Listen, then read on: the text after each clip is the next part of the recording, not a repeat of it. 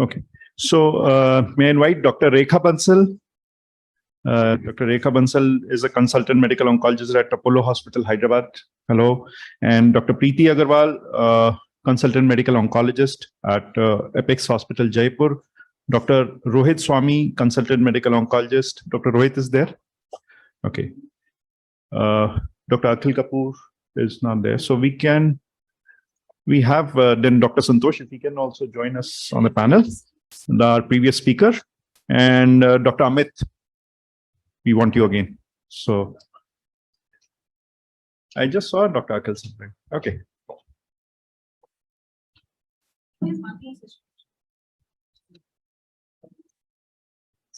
Okay, so a lot has been covered in the previous three talks. So we'll just probably go through on the case-based pattern and see what we can, how can we select what all has been discussed.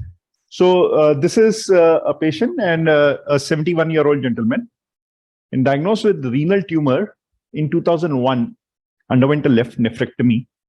And currently, he presented to me in the clinic, this was in 2018 when he presented the history of some sternal bulge and no pain. And they were actually, they thought they went to a party and somebody pointed out, you have a sternal bulge, and then they came for an opinion that's been there for some time. So more of a cosmetic reason rather than anything else. And they got it biopsied also, and it was a clear cell grade 2. And mediastinal nodes approximately 2 centimeter, with this being there for the past 6 months. Previous 6 months imaging was available with them. And of course, we had the workup of the IMDC and turned out to be favorable. Only thing was the anxiety. The family was anxious. They started taking opinions after that party, and so they were anxious. So what is the options that you have? Now you have data of Pembro-Axi over there that was being discussed, and somebody said that you can actually induce a CR. So I think so. Dr. Amit said that, yeah. So Dr. Amit, would you want to go for a CR, observation, sunitinib, or any other? So it's a 71-year gentleman, asymptomatic. I think so. Observation is also a good you option. Presented our observation data also. I think so. By Rini et al. Yeah. And that was important data. I think so, because of it being an immunological nature of disease, this could be I think so. The rest of the panelists, would anybody differs on that? Yeah. So I would like to add one point. If we see he's asymptomatic, the sites of disease are one sternum, that is proven. Yeah. Mediastinal node, we don't know. So in this scenario, possibly locally ablative. If mediastinal was the uptake was there, and then it was 2 centimeter node. So yeah. So according to me, the sternal lesion generally they increase and cause pain. Rather, it would be prudent to put him on some at least TKI rather than only wait and watch. That would be my okay. So one is for observation, and Dr. Santosh is for TKI. Yeah, please. Doctor. So by the book, definitely pembrolizumab axitinib with all the data, but observation is also an option. We have done that in the past, even before this.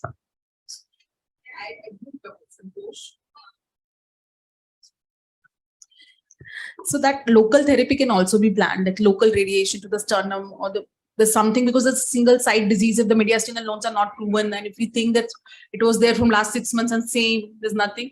Local therapy, why not? This can be a curative option. Okay, so the house is divided over here, and then we have Dr. Joshi is there. So Dr. Joshi, your point of view. I mean, it's anybody's call. Anybody's call. True. I think so. It would be a divided house. This patient has been moving actually all over NCR getting opinions, and it was, wanting to hear observation would be one of the most favorable things. So I think here we should look at also the toxicity. Even if it's a TKI, for all said and done, sunitinib will induce some amount of toxicity and quality of life issues. A seemingly low risk disease, a very, very sort of oligometastatic, I think I would observe. I would give an option of observation for sure. An option of observation. I guess, I mean, in this era, we all are practicing and we are giving options for sure. So it's not just one thing. An option is always there on the table. True. So I think so. Pembro-Axi is showing some data over there, and does become an option and observation, as we all discussed. And this observation data basically it comes from this particular, it gets more evidence. Earlier it was there, but it gets more evidence in this particular trial by Rini et al.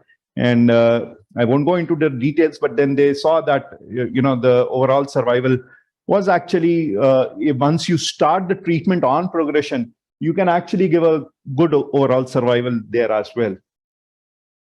So eventually this patient progresses, and this is now a hypothetical scenario. That patient is still, continuing on observation.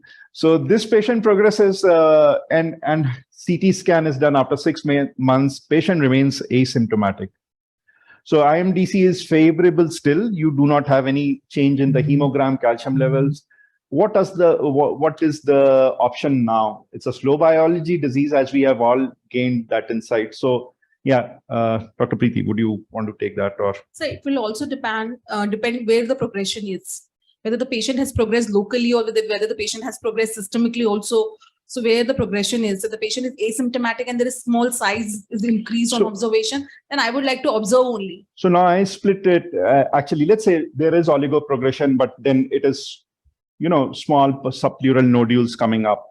So since I made this hypothetical scenario, so I did not put up pictures over there. So subpleural nodules coming up over there. And still the patient's profile is symptomatic, but subpleural nodules are coming up. So then I would like to add on some therapy. I would like to go for TKI and IO. TKI and IO. Your call, doctor. So if it's only subpleural nodules and that has happened in 6 months, and I mean, if they're not really bothering, when we have observed him for 6 months, why not continue until he's actually, landing in a full-blown disease or he's symptomatic? I mean, when we are already doing that, I think this particular scenario, I would want to observe for some more time. You want to observe for some more time? So we are getting a split house again, okay? So Dr. Santosh? So I think as far as I remember in the Rini trial, progression after 6 to 8 months, I think they have started the treatment. If in case here in the trial, they start the treatment once the patient starts progressing. So going by the data, yes, we have to start the treatment right now. So to choose an agent in 71 years, maybe cardiovascular status also we take. Okay, let me put it this way. Leave the cardiovascular status away. So I think so. I wanted to highlight the debate between the TKI-IO and the sunitinib. So is sunitinib still there in the race? Leave apart the financials. So is sunitinib still there in the race? Surely, sunitinib is there in the race, I would say. So if it's in the favorable risk, elderly patient with the minimum toxicity, I think sunitinib we can plan in this patient. Would be there in the race. I mean, you believe that in the favorable risk category, or as the doctor said that she would add TKI and IO? Might be I'll reserve the IO for the next sunitinib upfront. Okay, I think so. With the favorable subset, if we look at this, I think so. We are getting the responses in TKI and IO. The curve and the balances are shifting in the terms of PFS for now. That's for sure, and that's why we think that is sunitinib still there or is just out of the picture. So, but then it seems that the overall survival impact is still, one of the major things that we all look forward to. But for that matter, I think so the guidelines are changing their gears towards putting sunitinib as an alternative, even in the good risk category.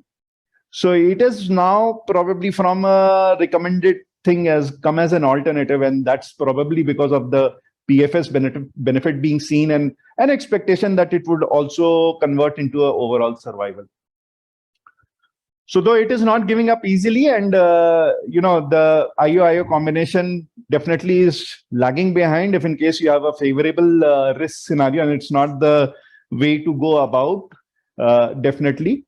I just wanted to highlight that there are certain in the favorable subset, the angiogenesis biomarkers basically on the T stroma, which is there, which is expressed. So I think so. For now, we do offer. I think so. If I may conclude that we do offer sunitinib, if the difference of opinion is there in the house also. So we do offer sunitinib as a alternative. And so, okay, switching towards the next profile of patients, and that's a 45-year-old patient presenting with a history of diabetes and a recently diagnosed stage 4 RCC, clear cell with a sarcomatoid histology as a focal histology, type 1 diabetes controlled pretty okay. But he's having lymph node as a metastatic site, lung. His hemoglobin is 8, so IMDC appears to be poor. He's having hectic fever. So it's a IMDC poor and sarcomatoid histology. So to all panelists, we do not have a surgeon over here, so this question will not stay for long. So surgery, any takers over here at some point of time? Not upfront, Carmina is being already projected on the board. So, but at some point of time, certain strategy? Yeah, sure. Once you give probably a chance? Yeah, after 6 to 9 months, if there is a very good response and there's a very limited disease, surgery is still in the picture. I think so, that even the IO trials, if the house agrees, even the IO trials have shown that once you get a good response going, probably cytoreductive surgery is adding on to benefit. So,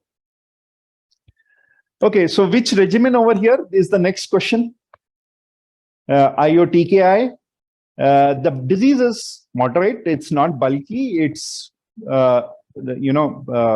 hectic fever, sarcomatoid histology. If I'm giving any clues over there, so IO TKI, and IO TKI cosmic 313 as doctor presented. So the sarcomatoid variant that in histology, it portends poor prognosis. That is the first thing. And I would use a combination of IO TKI with cabozantinib. Possibly nivolumab plus cabozantinib, that works better in sarcomatoid compared with other histologies. Okay, so Dr. what? So right now I don't remember the percentage of the sarcomatoid representation in different trials, but yeah, so per risk IO I would prefer, and when we want faster responses, we go for IO TKI combination. So barring the sarcomatoid histology, I think IO for this one. So if in case you are offering the TKIs, Dr. Santosh mentioned clearly the cabozantinib is his favorite, but I have had I lost one patient, I must admit that it was actually, that's a black box warning also mentioned over there, and that's GI perforation. So the patient went away out of India taking that tablet and eventually had some abdominal pain, got a X-ray, air under diaphragm. So eventually, cabozantinib has its own issues, so which must be taken with a pinch of salt. So I probably became more apprehensive about cabozantinib, but hearing you again, so I am gaining some confidence. But any one of your favorites over here? Axitinib, because of the shorter half-life and probably more experience with it. And lenvatinib I've used, and I think I'm comfortable with it. Doctor, your favorite over here. So Dr. Santosh has clearly mentioned cabozantinib-based therapy is his way to go. I also prefer axitinib. Axitinib is a safer to use, shorter half-life. Lenvatinib, the dose is 20 milligram OD. It is difficult to more mucositis, more hand-foot syndrome, more fatigue. So my preference is axitinib. Yeah, Doctor. Might be it's a toxicity management. I prefer lenvatinib with pembrolizumab. So I think so. You, some of you rightly pointed out that we have been using, probably because of the first mover thing, axitinib and pembro came, and more data, getting more familiar with it. But yes, I think so. What Dr. Santosh said and Dr. Amit said that these drugs are coming up, and the exciting data about more CRs being there. So that definitely, and the bone metastasis where they actually add, we do think about this when these subsets actually fall, so definitely it becomes important to, these ideas do flash up. But I think so eventually the no cross trial comparison, it's not really easy. My take is that it's better where you can actually follow up the toxicities, and you're used to what somebody said, that you can manage those toxicities, short half-life, you can follow it well. So that could be one favorite choice. So of course there is some data, and it's sort of cross trial comparison again. Pembro Axi, what we think that the CRs are not so quite prominent, but it's actually not so bad as compared to Nivo and cabozantinib. It's again not a fair way to look at things, but there is a good overlap of the PFS and the overall survival curves. So talking about just the cross trial, this table we have seen again, and we keep on seeing, this we tend to sort of do this comparisons. So of course, here CR is one thing, definitely more CRs over here, but here again CR, but then the dose is a bit of problem. And as you rightly pointed out, that you need to sustain that dose, and probably then you would be able to look at this sort of CR. So that's a bit of challenge over there. And I think so the panel rightly pointed out this particular thing that, with the burden of disease, that there is always an apprehension that the disease would progress if in case you start with a combination IO combination. So definitely a moderate burden of disease could be the way to go ahead. And that would be a good choice in intermediate and poor risk category. So definitely we heard this particular thing that it's a good choice. Long-term survivors in intermediate and poor risk category, and 48 months is what we saw in this particular subset of patients. With the total intention to treat population was going actually much beyond not reached yet, the overall survival. Sarcomatoid histology, again, this slide flashes in front of our eyes when we see sarcomatoid histology. Do you agree, or this data is pretty well there in this particular trial? This subset analysis has been shown and projected. So this slide does flash in front of our eyes. But the apprehension to use is always the dose of the ipilimumab and the toxicities. So what is the dose that you adopt, Dr. Amit, because you... So basically I haven't used, but surely it's a 3-weekly dose, which is more commonly used. Okay, and the PRISM strategy, if in case you want to comment on that. And this was the PRISM trial where they actually gave Nivo AP was the modified into, AP being given every 3 monthly with intervening nivolumab being continued. So ipilimumab being the most worrisome drug for its colitis and all, preferably I would go, instead of 3 mg per kg, 1 mg per kg is the way to go. Previously they used 3 mg and 10 mg. The answer is clear, 1 mg per kg, 3 weekly possibility, that is the way to move ahead from it. Yeah. Your experience with ipilimumab, and because my experiences with AP is also very, small, and therefore I would want to know, and also from the house, Dr. Mohit is there, Dr. JB Sharma sir is there. So, after the panel completes, we can probably have comments on AP from the house as well. I take no pride in admitting I had one patient and I had given Nivo AP and we lost the patient after that, after one cycle. So that was the only time I gave Nivo AP. And so we are running Nivo AP trial around 25 patients up until now. I think toxicity is not with the concern. We are using the initial conventional regimen of 1 mg per kg with 4 cycles, and then going back to on them. Okay. Except for one patient who had a bad hepatitis, I think that patient needed a withdrawal. But I think up until now, toxicity has not been a concern. Toxicity has not been a concern. JB Sharma sir. Mohit. Patients are already taking the body the interrogation process, but body was there, I could face the body. Okay, I think so that there is some apprehension, but Dr. Joshi has infused that confidence back again. Probably you can go back and try it. So this is one strategy there which is available, and you have data now to say that the toxicities would be lesser if in case you are using this way, modified AP, because you look at the diarrhea grade 3, grade 4, and it has come down, with the modified strategy, and you look at colitis, so that those numbers are also down. So overall, basically the discontinuations are lesser as compared to the standard strategy. So 22% versus 39%. And so post-progression, shifting gears towards that. And what are the second line options? I'm not talking about, yes, we agree what Dr. Amit mentioned, Dr. Santosh mentioned that, ablation is always there, local therapies are always there. But talking about medical therapy, so post-progression, if the patient has progressed, how do you choose, how do you go about it? TKI or IO-TKI TKI combination? So it depends on what patient has received in first line.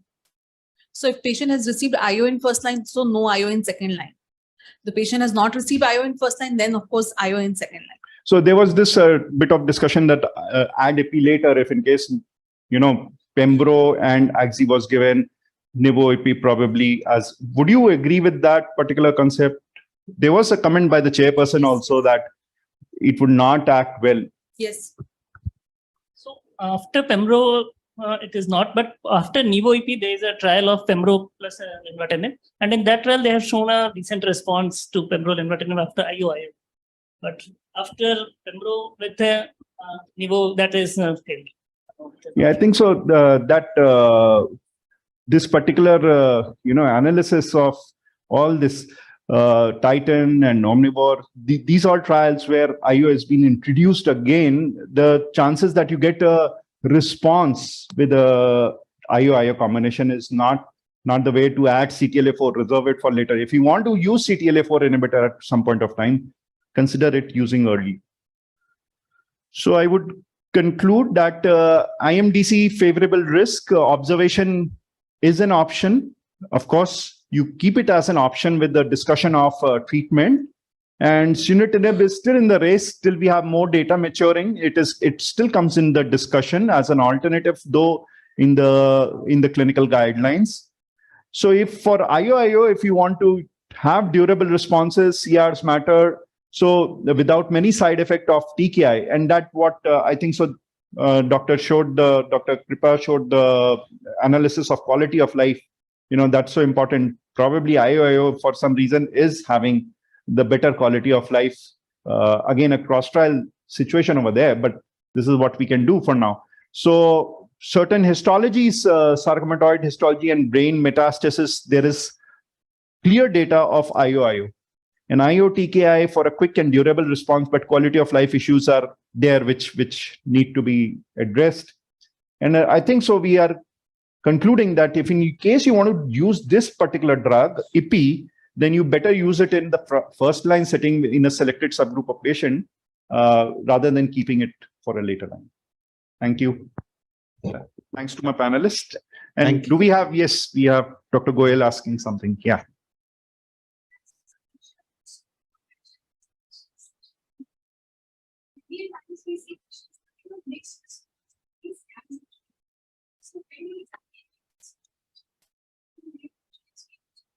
So pseudo progression is the question for my panelists, actually. I will not answer that. So they're there. Surely it is being seen. Not so common. I will say by practice, might be something around 10 to 20% only.